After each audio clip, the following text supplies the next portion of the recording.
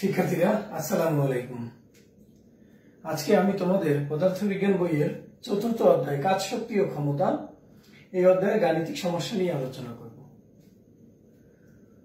তো আজকের পূর্বে আমি এই অধ্যায়ের আরো 6টা লেকচার দিয়েছি। আজকেরটা সহ হবে 7টা লেকচার। তোমরা যদি কেউ এই লেকচারগুলো সিরিয়ালি দেখতে চাও, তোমরা অবশ্যই আমার YouTube channel easy physics by Fahim sir, তোমরা সেই চ্যানেলের নাম লিখে সার্চ দিবা এবং সেখানে গিয়ে তোমরা ভিডিওগুলো সিরিয়ালি দেখবা এবং অবশ্যই তোমরা চ্যানেলটা সাবস্ক্রাইব করবা। তো শিক্ষার্থীরা দেখো, আজকের আমি 2টা সৃজনশীল লিখেছি এখানে। তো প্রথম সৃজনশীলটা কি? গতিশক্তি এক প্রকার যান্ত্রিক শক্তি। রহিমের ভর 30 কেজি, করিমের ভর 20 কেজি। একটি দৌড় প্রতিযোগিতায় রহিম 5 মিটার পার সেকেন্ড এবং করিম 6 মিটার পার সেকেন্ড বেগে দৌড়ায়। এ বেগ অর্জন করতে কৃত কাজেই তাদের গতিশক্তি। তো দৌড়ের সময় কার গতিশক্তি কম ছিল? দ্বিতীয় প্রশ্ন, যদি রহিম ও করিমের ভরবেগ সমান হতো তাহলে কার গতিশক্তি অপেক্ষাকৃত বেশি হতো? বিশ্লেষণ করো। তো আমরা প্রথম অঙ্কটায় আগে যাই। দেখো, প্রথম কি? রহিম। আমরা ধরলাম রহিমের ভর m1 সমান 30 কেজি। তারপরে রহিমের বেগ v1 কত? 5 metre per second, 5 metre per second. তারপরে রহিমের গতিশক্তি, রহিমের গতিশক্তি আমরা ই কে অন দিয়ে প্রকাশ করলাম ইকুয়াল হোয়াট, অর্থাৎ এটা আমরা বের করব। তারপরে করিমের ভর m2 সমান 20 কেজি। করিমের বেগ v2 সমান 6 মিটার পার সেকেন্ড। করিমের গতিশক্তি ek2 সমান হোয়াট। তো আমরা এই 2টা গতিশক্তি বের করলেই আমরা বুঝতে পারবো কার গতিশক্তি কম ছিল। তো দেখো, প্রথমে কি? রহিমের গতিশক্তি E K one equal half m1 v1 square. তোমরা জানো গতিশক্তি E K equal half m v square. তো যেহেতু আমরা ভর m1 ধরেছি, বেগ v1 ধরেছি, তাই আমরা m1 v1 স্কয়ার লিখলাম। তো দেখো, হাফ m1 এর মান কত? 30 ইনটু v কত? v হলো 5, তো স্কয়ার এই স্কয়ার। তো এখানে কত হয়? 15 আর 25 গুণ করলে হয় 375 জুল। এটা হলো রহিমের গতিশক্তি। তারপরে করিমের গতিশক্তি,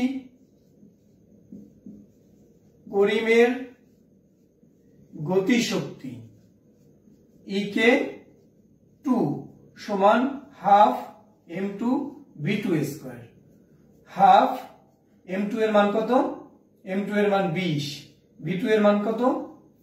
v2 এর মান হলো 6 হোল স্কয়ার। তো এখানে কত হয়? 10 আর এখানে 36, 360 জুল। তো তোমরা এখানে দেখতে পাচ্ছ রহিমের ছিল গতিশক্তি 375, করিমের 360। তাহলে কম কার? অবশ্যই করিমের। তাহলে তোমরা লিখবা যে করিমের গতিশক্তি কম ছিল। তো এরপরে আজকে দ্বিতীয় প্রশ্নটাই অঙ্ক নাম্বার 1 এর দ্বিতীয় প্রশ্ন। তো দেখো, দ্বিতীয় প্রশ্নটার সমাধান কি হবে?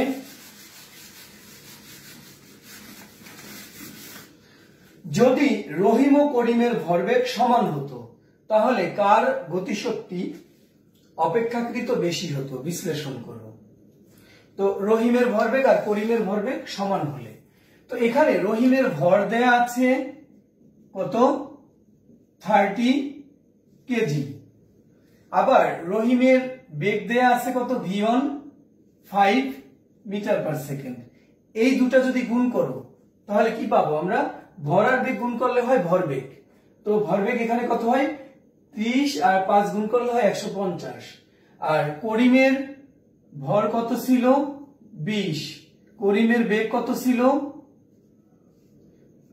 6 মিটার পার সেকেন্ড। তো দেখো এই দুইটা যদি আমরা গুণ করি তাহলে 120 হয়। তাহলে এই ভরবেগ আর এই ভরবেগ সমান হয় না। তাহলে এখানে প্রশ্নে বলে দিছে যদি ভরবেগ সমান হতো তাহলে কার গতিশক্তি অপেক্ষাকৃত বেশি হতো।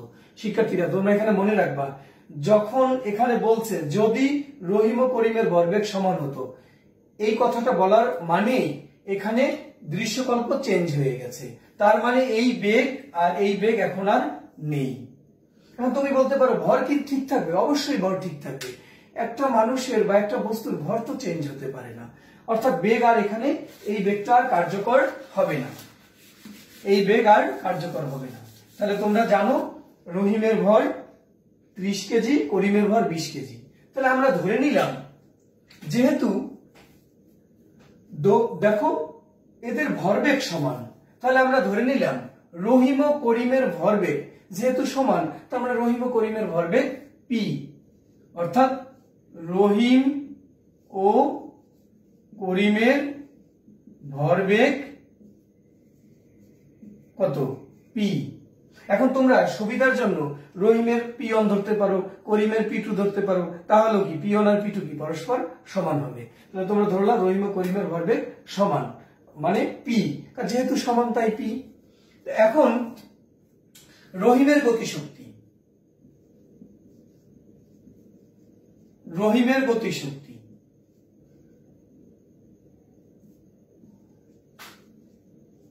ইকে অন সমান পি স্কয়ার বাই 2m1।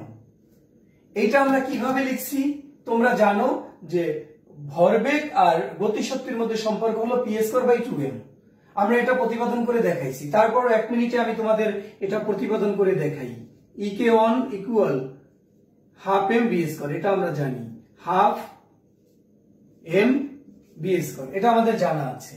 তো দেখো আমরা এখানে লিখলাম এম বি স্কয়ার বাই 2, একই কথা। এরপরে আমরা আরেকটু কাজ করি। তো দেখো তো এখানে এম আছে, এখানে আমরা এম স্কয়ার লিখি, এরপরে বি স্কয়ার দিই, আর নিচে 2m লিখি। তার মানে আমরা কি করেছি? উপরে নিচে এম দিয়ে গুণ করে দিয়েছি।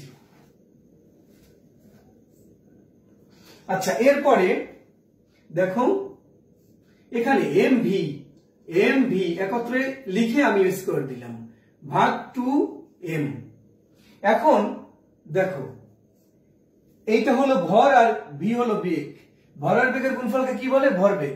ভরবেগকে যদি পি দিয়ে প্রকাশ করি তাহলে কি পি স্কয়ার ভাগ 2m। তাহলে আমরা কি পেলাম? ইকে সমান কত? P square by 2m। এইভাবে এটা আমি আগেও তোমাদের প্রতিপাদন করে দেখাইছি। তো দেখো তাহলে রহিমের গতিশক্তি পি স্কয়ার বাই 2m দাও সমীকরণ 1। করিমের ইকে 2 সমান কত? P square by 2m2। এখানে দুজনেরই ভরবেগ পি, এ কারণে আমরা পি স্কয়ার দিয়েছি। এখন এটাকে কি করবা? দাও সমীকরণ 2। এখন এই সমীকরণ 1 আর সমীকরণ 2 আমরা যে কোনো একটা সমীকরণকে আরেকটা সমীকরণ দিয়ে ভাগ দিয়ে দিই। তাহলে দেখো এখানে আমরা লিখলাম 1 ভাগ 2 করে পাই। তো উপরে হলো ইকে 1 ভাগ ইকে 2 সমান এখানে কত? পি স্কয়ার বাই 2m1, আর এখানে পি স্কয়ার বাই 2m2। তো এরপরে দেখো ইকে 1 ভাগ ইকে 2 সমান দেখো P square by 2m1 into উপরে যাবে 2m2, নিচে আসবে পি স্কয়ার। পি স্কয়ার কাটা গেল, 2 কাটা গেল। তো এখানে কি রইল? ইকে 1 ইকে 2 সমান উপরে m2 নিচে m1। তো আমরা জানি m2 আর m1 এর মান জানি। তো দেখো ইকে 1 ইকে 2 সমান m2 কত? 20, m1 কত? 3। আচ্ছা, এরপরে দেখো আমাদের আর এগুলো রাখার দরকার নেই।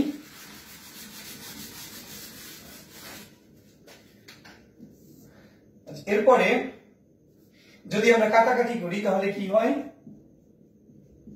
ek1 ek2 সমান, এখানে কাটাকাটি করলে হয় 2/3। তো 2 ek2 ইকুয়াল 3 ek1। এরপরের লাইন দেখো, ek2 সমান 3/2 ek1, তাহলে ek2 সমান 1.5 ek1। তাহলে আমরা এখানে কি দেখতে পাচ্ছি, এটা হলো রহিমের গতিশক্তি আর ek2 হলো করিমের গতিশক্তি। তাহলে রহিমের গতিশক্তির 1.5 গুণ হলো করিমের গতিশক্তি, অর্থাৎ রহিমের গতিশক্তি যদি এখানে 100 হয় তাহলে 100 সাথে 1.5 গুণ করলে হবে করিমের কি 150। তাহলে আমরা বলতে পারি করিমের গতিশক্তি এখানে বেশি। দেখো রহিমের গতিশক্তি থেকে 1.5 গুণ বেশি হলো করিমের গতিশক্তি, অর্থাৎ 1.5 গুণ বেশি না, 1.5 গুণ, অর্থাৎ রহিমের গতিশক্তি থেকে করিমের গতিশক্তি কি 1.5 গুণ। তাহলে তার মানে এর মান যদি তুমি 100 বসাও তাহলে এখানে তো ek2 হয় কত, 1.5 ইন্টু 100, তার মানে কি 150। তাহলে আমরা বলতে পারি করিমের গতিশক্তি বেশি ছিল। তাহলে শিক্ষার্থীরা তোমরা এভাবে অঙ্কটা করবা। এরপরে আমাদের দ্বিতীয় অঙ্ক আজকের, দেখো তোমরা সৃজনশীল অঙ্কটা তোমরা দৃশ্য গল্পটা পড়ো।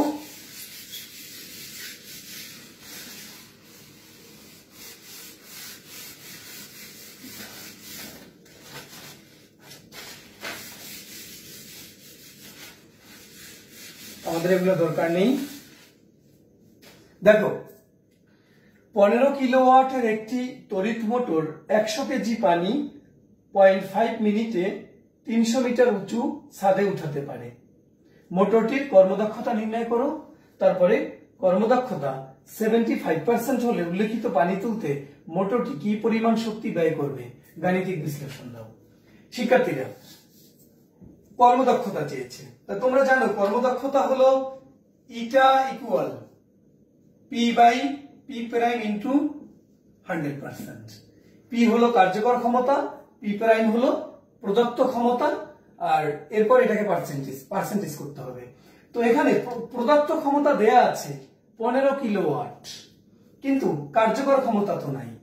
তো কার্যকর ক্ষমতা না থাকলেও কার্যকর ক্ষমতা বের করার জন্য এখানে কিছু পয়েন্ট দেয়া আছে। দেখো কি বলা আছে, এই তড়িৎ মোটরটি 100 কেজি পানি 0.5 মিনিটে 300 মিটার উঁচু ছাদে উঠাতে পারে। তাহলে কার্যকর ক্ষমতা আমরা বের করব p ইকুয়াল w/t। তো দেখো w মানে হলো mg h/t। তো m এর মান কত, 100 কেজি পানি ইনটু g এর মান 9.8 ইনটু h এর মান কত 300 ভাগ t 0.5 মিনিট মানে 30 সেকেন্ড। তাহলে এটা কত হয় 9800 ওয়াট। তো এটাকে যদি আমরা কিলোওয়াটে নেই তাহলে কি 9.8 কিলোওয়াট হবে। তো এখন p প্রাইম এর মান কত দেওয়া আছে, p প্রাইম 15 কিলোওয়াট সমান 15 ইনটু 1000 ওয়াট সমান 15000 ওয়াট। তাহলে এটা হলো প্রদত্ত ক্ষমতা, এটা হলো কার্যকর ক্ষমতা। তাহলে এখন কর্মদক্ষতা কত দেখো, তুমি এখানে মান বসাও, p এর মান 9800, p প্রাইম এর মান 15000 ইনটু 100%। দেখো কত হয় 9800 ভাগ 15000 ইনটু 100%, অর্থাৎ 65.33%। এটা হলো কর্মদক্ষতা। তো দ্বিতীয় প্রশ্ন, যদি কর্মদক্ষতা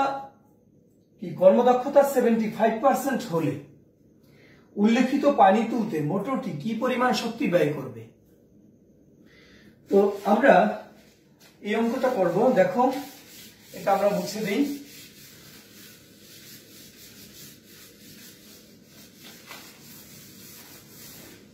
শিক্ষার্থীরা যখন এইমাত্র আমরা কর্মদক্ষতা কিভাবে পেলাম 65.33%, যখন কর্মদক্ষতা এত তখন কার্যকর ক্ষমতা ৯৮০০ ওয়াট। কিন্তু যখন কর্মদক্ষতা 75% হবে তখন কার্যকর ক্ষমতা অবশ্যই বাড়বে, কারণ কার্যকর ক্ষমতা যদি বৃদ্ধি না পায় তাহলে তো কর্মদক্ষতা 75% হবে না। তো যখন কার্যকর ক্ষমতা ৯৮০০ তখন আমরা দেখলাম কর্মদক্ষতা 65.33%। তাহলে আমরা এখন বের করব কার্যকর ক্ষমতা কত হলে কর্মদক্ষতা এত পার্সেন্ট হবে, সেটা আগে আমাদের বের করতে হবে। তাহলে দেখো কর্মদক্ষতা ইটা এর মান কত? 75%। তাহলে দেখো আমরা জানি eta equal P by P prime into 100%। তো এখন কর্মদক্ষতা ইটার মান কত? 75% বসাও, এরপরে পি এর মান আমরা বের করব কার্যকর ক্ষমতা, কারণ যখন 75% কর্মদক্ষতা তখন কার্যকর ক্ষমতাটা কত সেটা আমরা বের করব। আর পি প্রাইম এর মান 15000 ইন্টু 100%।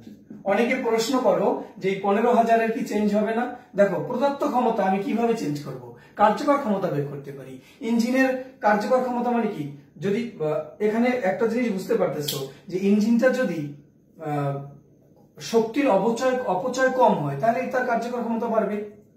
তো কোনোভাবে যদি আমরা ইঞ্জিনের শক্তির অপচয় কমাতে পারি তাহলেই তো কর্মদক্ষতা 75% বেড়ে গেল হয়ে যাবে। তো কর্মদক্ষতা যখন 75% হবে এবং তখন অপচয়কৃত শক্তির পরিমাণ কম হবে তখনই তো কার্যকর ক্ষমতা বৃদ্ধি পাবে। তো দেখো এখানে 75/100 ইকুয়াল পি বাই 15000 ইন্টু 100/100, এটা কাটাকাটি যায়, তো এখানে হয় 0.75। তাহলে পি ইকুয়াল টু কত? 15000 ইন্টু 0.75। তাহলে তোমরা দেখতে পাচ্ছ কত হয় এখানে? 15000 ইন্টু 0.75, 11250 ওয়াট। তো দেখো যখন কর্মদক্ষতা 75% তখন আমরা কার্যকর ক্ষমতা পেলাম 11250 ওয়াট। তো পূর্বে 9800 ওয়াট ক্ষমতা দিয়ে আমরা এই পানি 300 মিটার উঁচুতে তুলেছি। এখন কি করব? এই 11500 ওয়াট ক্ষমতা দিয়ে ওই পানি 300 মিটার উঁচুতে তোলা হবে। তাহলে অবশ্যই কি পূর্বে সময় লাগছে 0.5 মিনিট, এখন সময় অবশ্যই কম লাগবে। তাহলে ওই একই পানি তুলতে, একই পানি একই উচ্চতায় তুলতে এখন সময় কত লাগবে? সময় হলো কত? দেখো P equal W by T। তো এখানে T equal W by P, তাহলে W কি? mgh by P। তো দেখো m এর মান কত?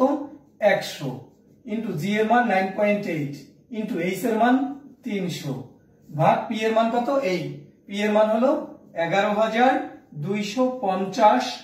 তো দেখো তো আমরা t এর মান কত পাই? 100 ইন্টু 9.8 ইন্টু 300 ভাগ 11250। তো কত হয়? 26.133 সেকেন্ড। তোমরা এখানে দেখতে পাচ্ছ পূর্বে এই পানি তুলতে সময় লাগছিল 30 সেকেন্ড অর্থাৎ 0.5 মিনিট, কিন্তু তখন কর্মদক্ষতা ছিল 65.33%। কিন্তু যখন কর্মদক্ষতা 75% তখন কার্যকর ক্ষমতা এত এবং ওই ক্ষমতা দিয়ে ওই পানি তুলতে সময় লাগবে 26.133 সেকেন্ড। তো এখন তাহলে কি বলছে? মোট ব্যয়িত শক্তি। তোমরা এখানে একটা বিষয় বুঝতে পারছো যে এই ইঞ্জিনটা, এই পানি তুলতে এই ইঞ্জিনটি পূর্বে 30 সেকেন্ড চালানো লাগতো, এখন চালানো লাগবে কত? 26.133 সেকেন্ড, অর্থাৎ পূর্বের থেকে এখন কম সময় ধরে চালাতে হবে। তাহলে পূর্বে বেশি সময় চালাইছে, এখন কম সময় চালাইছে, তাহলে এখন কি শক্তি কম ব্যয় হবে। তাহলে মোট ব্যয়িত শক্তি, ব্যয়িত শক্তি E সমান P প্রাইম T। E সমান P প্রাইম T কিভাবে আসলো? তোমরা তো জানো P equal W by T, অর্থাৎ P prime equal W by T. W মানে কি? কাজ, যাহা কাজ তাহাই কি? শক্তি। তাহলে তুমি এখানে এই ই লিখতে পারি, তাহলে আমরা কি লিখতে পারি? ইকুয়াল পি প্রাইম টি। আবার শিক্ষার্থীরা এখানে অনেকে প্রশ্ন করে যে এখানে পি প্রাইম হলো কেন, পি হলো না কেন? তোমরা মনে রাখবা, পি প্রাইম হলো প্রদত্ত ক্ষমতা, পি হলো কার্যকর ক্ষমতা। এখানে পি কার্যকর ক্ষমতা কত? 11,250 ওয়াট। ওয়াট মানে কি? Joule per second. ওয়াট না লিখে আমি লিখতে পারি জুল পার সেকেন্ড। এই কথার অর্থ হলো এই ইঞ্জিনটা প্রতি সেকেন্ডে 11,200 জুল শক্তি কাজে লাগে। আর পি প্রাইমের মান কত? পি প্রাইমের মান হলো 15,000 ওয়াট, মানে হলো 15,000 জুল পার সেকেন্ড। এই কথার অর্থ কি? দেখো, এটা হলো প্রদত্ত ক্ষমতা, এটা কার্যকর ক্ষমতা। এই প্রদত্ত ক্ষমতা 15,000 জুল পার সেকেন্ড। এই কথার অর্থ হলো প্রতি সেকেন্ডে 15,000 জুল শক্তি ব্যয় করে। আর এখানে এইটা কি? প্রতি সেকেন্ডে 15,000 জুল শক্তি কাজে লাগে। তাহলে এই 15,000 জুল শক্তি যে ব্যয় করে তার মধ্যে এত হাজার জুল কাজে লাগে, বাকিটা অপচয় হয়ে যায়। এখন শিক্ষার্থীরা, যেটা অপচয় হয় সেটা কি ব্যয় হয় না? অবশ্যই সেটা ব্যয় হয়। তাহলে বলছে কি মোটরটি কি পরিমাণ শক্তি ব্যয় করবে? তাহলে যেটা কাজে লাগছে সেটাও ব্যয় করছে, আর যেটা অপচয় হয়েছে সেটাও ব্যয় করছে। এই জন্য এখানে কি প্রদত্ত ক্ষমতা দিতে হবে। তোমরা এই কথাটা অবশ্যই মনে রাখবা। তাহলে দেখো, প্রদত্ত ক্ষমতা কত? 15,000 ইন্টু 26.133। তাহলে আমরা এটা গুণ করে দেই। 15,000 ইন্টু 26.133। তাহলে এখানে আমরা কত পেলাম? 391,995 এত জুল শক্তি ব্যয় করবে। 391,995। হ্যাঁ শিক্ষার্থীরা, এত জুল শক্তি ইঞ্জিনটি ব্যয় করবে। তো তোমরা আজকে এ পর্যন্তই থাক। তোমরা সবাই ভালো থেকো, তোমরা সেফে থাকবা। আর যদি তোমাদের বাহিরে বের হতে হয় তোমরা অবশ্যই হ্যান্ড গ্লাভস এবং মাস্ক পরে বের হবা। শিক্ষার্থীরা আজকে এ পর্যন্তই। খোদা হাফেজ।